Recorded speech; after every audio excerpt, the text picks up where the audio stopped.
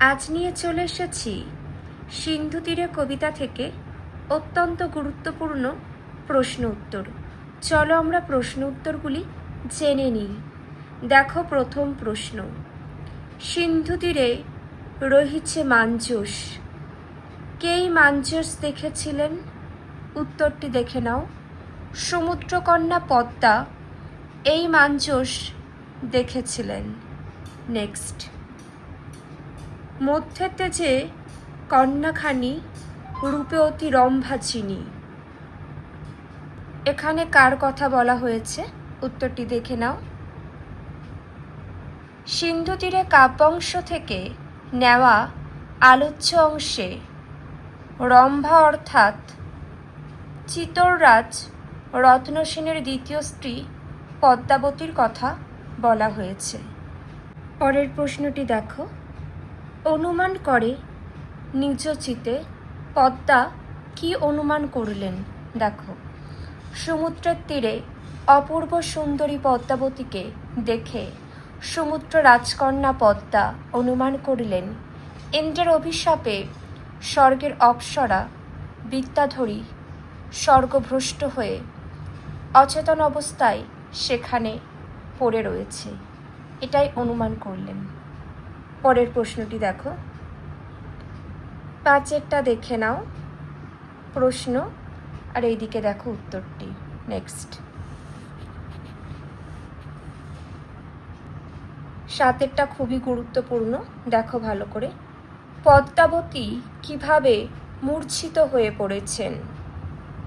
সিন্ধু তীরে কাব্যাংশ থেকে নেওয়া আলোচ্য অংশে চিতোররাজ রত্নসেনের দ্বিতীয় স্ত্রী পদ্মাবতী সমুদ্রে প্রবল বাতাসে মান্দাস ভেঙে পড়ায় ভয়ে কষ্টে মূর্ছিত হয়ে পড়েছেন।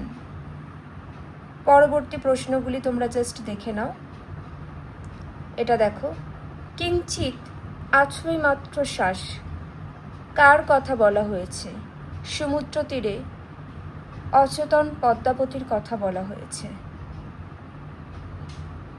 নেক্সট, নয়টা জাস্ট দেখে নাও, কিন্তু যেগুলো বেশি গুরুত্বপূর্ণ সেগুলো এখানে দাগ দেওয়া আছে দেখো, আর বাকিগুলো একটু আলোচনা করে দিচ্ছি।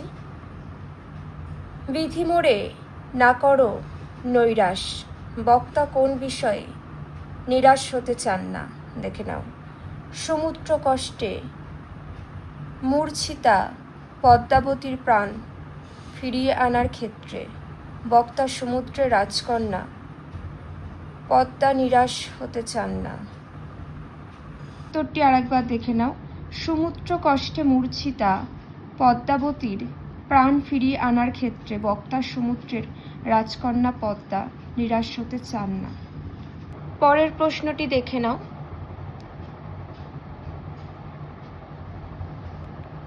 নেক্সট, কৃপা করো পদ্মাবতীর প্রাণ রক্ষায় পদ্মাকার কৃপা প্রার্থনা করেছেন।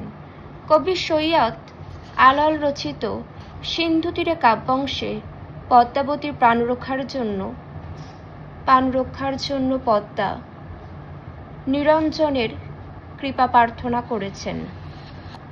নেক্সট, সখী সবে আজ্ঞা দিল, বক্তা তার সখীদের কি আজ্ঞা দিয়েছিলেন? অথবা সখী সবে আজ্ঞা দিল, তার সখীদের কি আজ্ঞা দিয়েছিলেন? দেখে নাও।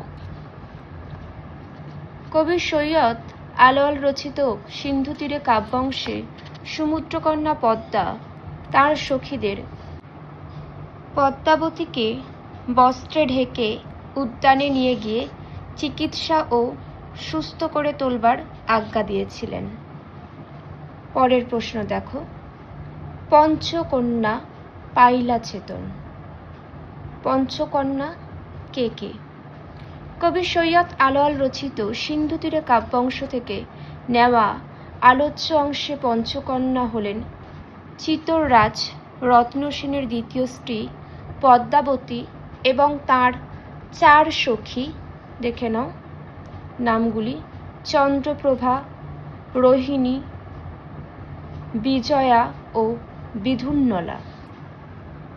পরের প্রশ্ন দেখো, পঞ্চকন্যা পাইলা চেতন। পঞ্চকন্যা কিভাবে চেতন বা চেতনা ফিরে পেল?